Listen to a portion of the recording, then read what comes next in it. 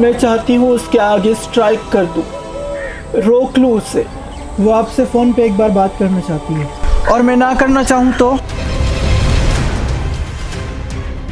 क्या देख लिया है आपने मेहरू में?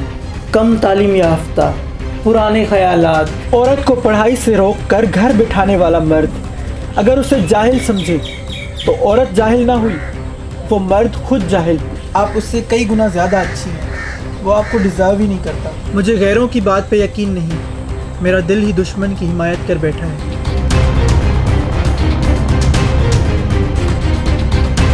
उस दिन तुम्हारे साथ वो लड़का कौन था जिसके हाथ में तुम्हारा हाथ था? मैं तुम्हें अच्छा दोस्त समझती हूँ, तुम पर ट्रस्ट करती हूँ, और तुम क्या समझते रहे हो उसकी जिम्मेदार मैं नहीं हूँ।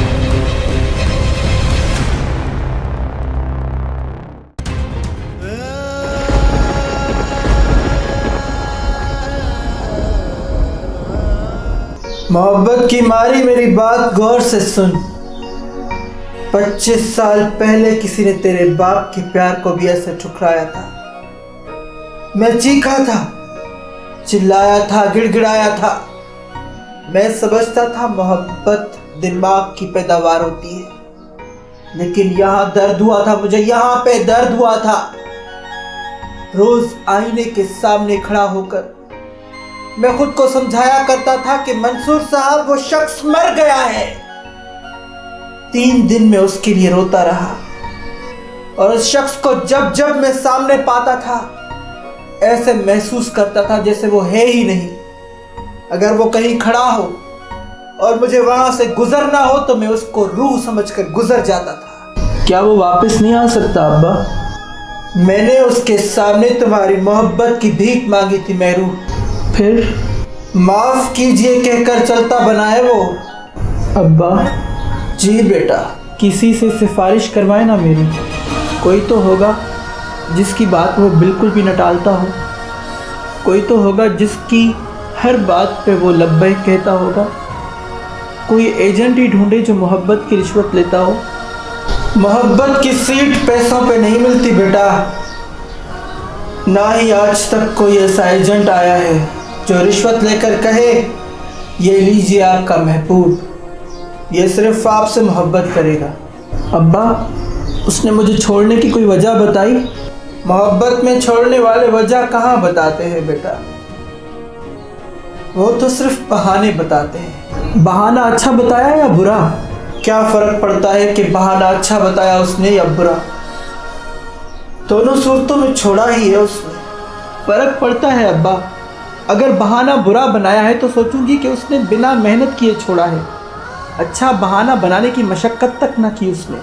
मोहब्बत की सीट पैसों पे नहीं मिलती बेटा, ना ही आज तक कोई ऐसा एजेंट आया है जो रिश्वत लेकर कहे ये लीजिए आपका महबूब, ये सिर्फ आपसे मोहब्बत करेगा। काश आपने मुझे उससे मोहब्बत करने से भी रोका होता अब्बा, आज हमारे घर में मोहब्बत की लाश ना पड़ी होती। अब उसके बारे में ज्यादा मत सोचो मेहरू।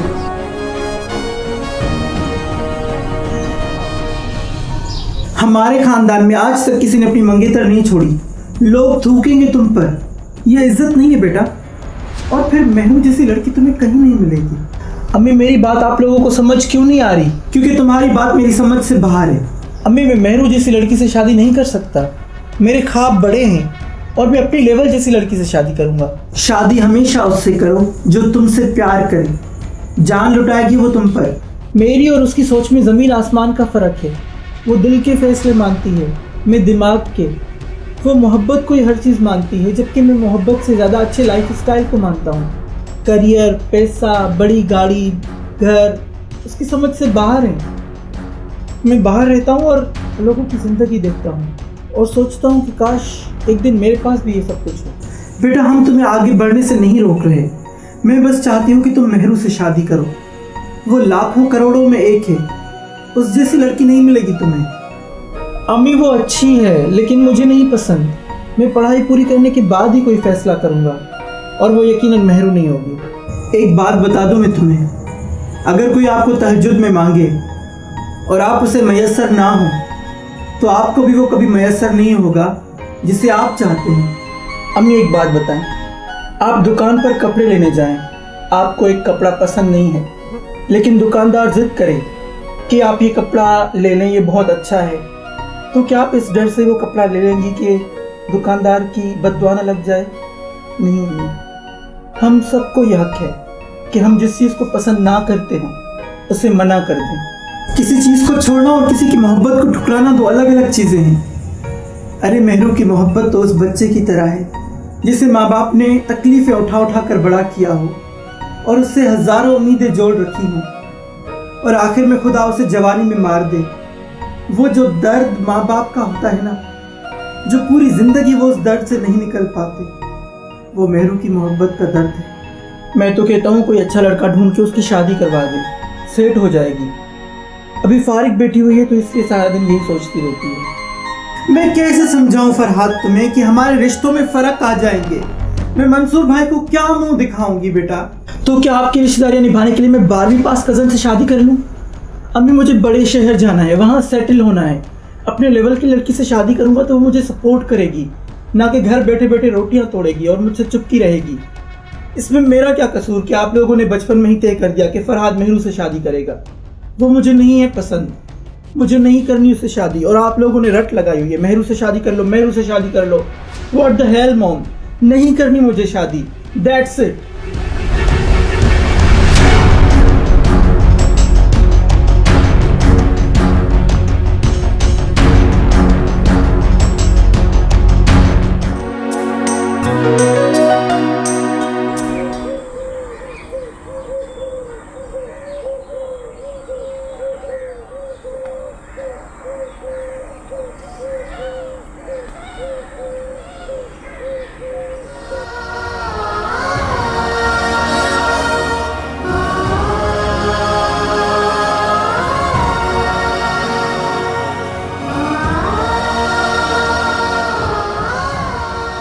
बेवफा को बद्दुआ न देना आप ही, बर्बाद हो जाएगा वो, उसकी फिक्र नहीं है मुझे। लेकिन चाची शबाना के पास कुछ भी नहीं बचेगा। या अल्लाह, क्यों किया तुमने ऐसा?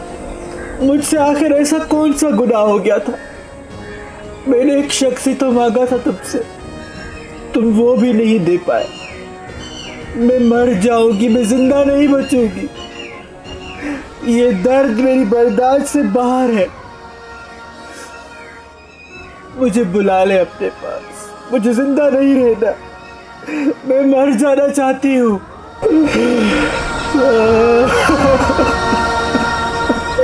आप ही जाए नमाज पर ना रोए खुदारा, बदनसीब बर्बाद हो जाएगा। बर्बाद तो मैं हो गई हूँ बरिया, लुट गई हूँ मैं स्कूल में खत लिखती थी उसके लिए, जो कभी मैंने उसको नहीं भेजे। सोचती थी कि वो मेरे बारे में क्या सोचेगा। और जिस दिन पता चलता था कि वो हमारे घर आ रहा है, घर का कोना कोना साफ करती थी ताकि उसे अच्छा लगे। बाकी बातें तो छोड़ो, मैंने उसके सिवा किसी और के बारे में कभी नहीं सोचा। सोचती थी तो खुद को रोक लेती थी कि मैं किसी की अमानत हूँ। अब सोचती हूँ कि इस अमानत का क्या करूँगी मैं, क्या करूँगी मैं बरिया? खुद को संभालो आप ही, तुम तो अब्बा की समझदार बेटी हो ना, फिर क्यों ना समझी वाली बातें कर रही हो? जो हमारा नहीं होता ना, हम लाख चाहे वो कभी हमारा नहीं होता। मुझे समझ में नहीं आ रहा मैं क्या करूं, कहाँ जाऊं, किसको बताऊं कि मुझे घुटन हो रही है, मेरा दम घुट रहा है। मेरा मर जाने को जी चाहता है, मैं मर जाना चाहती हूँ बरिया, मैं मर जाना चाहती हूँ। उसके लिए जिसको कोई फर्क नहीं पड़ता, और हमारा क्या? अम्मी के गुजर जाने के बाद मेरी माँ भी आप हैं तो मेरी बहन भी आप हैं। कैसे जीऊंगी मैं आपके बगैर? और अब्बा को देखा है? अम्मी के बिछड़ जाने के बाद आप ही तो हैं जिनके साथ वो अपने दिल का हाल बयान करते हैं। बीमार है वो, दवाइयों के और आपके सहारे जिंदा है। आप चाहती हैं कि हम भी मर जाएं। मुझे बताओ भैया, मैं कहाँ जाऊं, किसकी मिन्नत समाजत करूं? मैं तो सस्सी और सोनी से भी बदनसीब हूँ। उनको उनके महबूब ने तो नहीं छोड़ा। आप ही उसे भूल जाएं। बेवफाओं की जगह दिल में नहीं होती। उन्हें रद्दी की टोकरी में फेंक के कहते हैं आप बेवफा हैं तो भाड़ में जाएं। आप फिर सिर्फ मरते हैं, मर नहीं जाएंगे। हम तो मर चुके। उन्हें कहें कि हमारा आखिरी दीदार करने ही आ जाएं, हमारी नमाज जनाजा में ही शिरकत कर ले। आप भी कमाल कर रही हैं, कातिल से जनाजे में शिरकत की उम्मीद रख रही हैं। आपको शायद मालूम नहीं कि कातिल जनाजों में शिरकत नहीं किया करते, वो तो मार के फ़रार हो जाते हैं। आज जा रहा है वो वापस, मोहब्बत को कत्ल करके फ़रार हो रहा है वो। उसे जाने से पहले मुझसे एक बार मिलवा दो। आखिरी बार उसके आगे मोहब्बत का रोना रोना चाहती हूँ। उसके आगे खुद झोली फैलाऊंगी। क्या पता तरस आ जाए उसे मुझ पर। मोहब्बत को भीख समझ बैठी हैं आप ऐसी तो न थी। क्या हो गया है आपको? जब सब कुछ करने के बाद भी वो ना मिले तो भीख आखिरी ऑप्शन होता है बरिया। बस दुआ करो इस बार वो माफ़ कीजिए कहता ना बने। ये जोगन अपनी आखिरी उम्मीद भी हार बैठे। मैं आपकी सोच से मुत्तफिक नहीं हूँ आपी। एक बार ठुकराए जाने पर घर लौट आते हैं, उनकी चौखट पर बैठ के अपने दुखड़े नहीं सुनाते। लेकिन अगर घर लौट के आने के बाद भी सुकून ना मिले तो क्या करना चाहिए बरिया? बिस्तर पर लेटकर तकिए में मुंह देकर रोना चाहिए, क्योंकि रोने से दर्द कम हो जाता है। रोने से वो लौट नहीं आएंगे ना। मैं चाहती हूँ उसके आगे स्ट्राइक कर दूँ, रोक लूँ उसे। इश्क में स्ट्राइक की नहीं चलती, जिसे जाना हो वो भीड़ से भी गुजर जाता है। मेरा खत ही पहुँचा दो उसे। मोबाइल के ज़माने में ख़त लिखेंगी आप उसे, पहले ही वो आपको जाहिल समझता है। औरत को पढ़ाई से रोक कर घर बिठाने वाला मर्द अगर उसे जाहिल समझे तो औरत जाहिल ना हुई, वो मर्द खुद जाहिल हुआ। एक काम करते हैं, मैं शबाना चाची से उनका नंबर ले आती हूँ। अब्बा के फ़ोन से आप उनसे बात कर लीजिएगा। हाँ, ये ज़्यादा बेहतर रहेगा।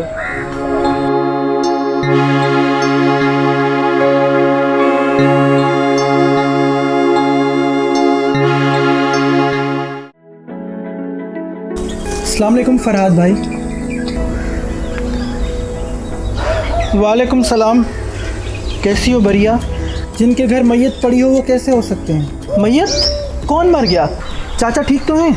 मेहरू नाम की एक लड़की है, किसी बेवफा की मोहब्बत में मर गई है। तुम लोगों ने इतनी सी बात का बतंगड़ क्यों बनाया हुआ है?